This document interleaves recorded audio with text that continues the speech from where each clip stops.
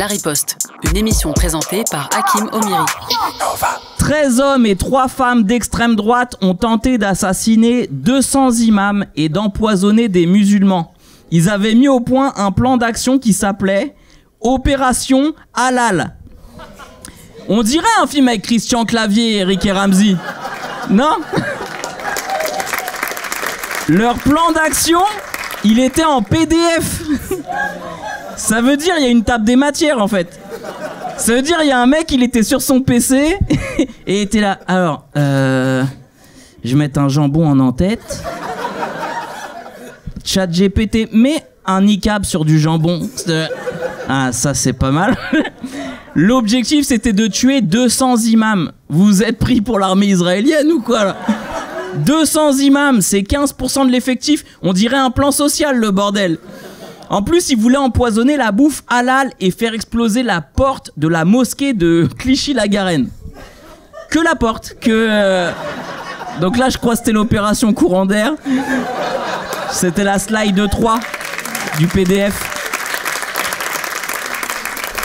ChatGPT, mets un niqab à la porte. Putain, ce groupe de terroristes s'était nommé l'AFO, l'Action des Forces Opérationnelles. Les gars, il n'y a aucune force, vous n'êtes pas opérationnel déjà. En plus, pardon, mais si vous êtes des forces opérationnelles, par définition, vous faites des actions. C'est comme si vous appeliez les gars qui montent en haut. C'est un pléonasme en fait. Même votre nom, il est approximatif. Hein ? Pléonasme ?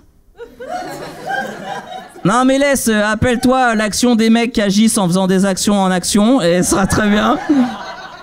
Alors, je vais vous lire un extrait de l'article AFP qui a présenté un des prévenus, Philippe. Nom de code, Achille.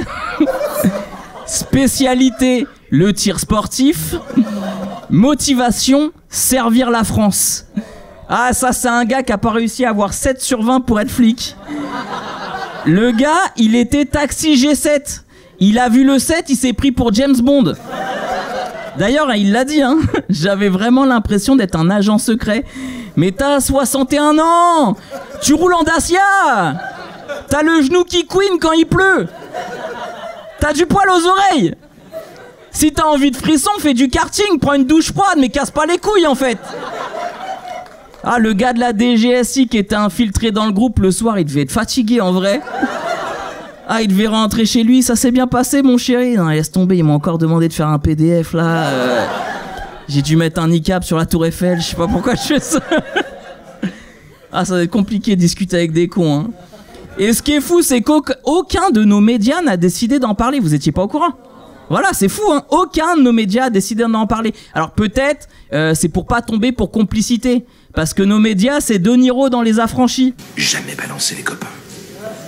Et toujours la merveilleuse. Exactement. Bon, après, pour leur défense, on parle de gens qui faisaient ça sur leur loisir. Ouais. Vu qu'il y avait un antiquaire, un restaurateur, un comptable, un artisan, un enseignant au lycée.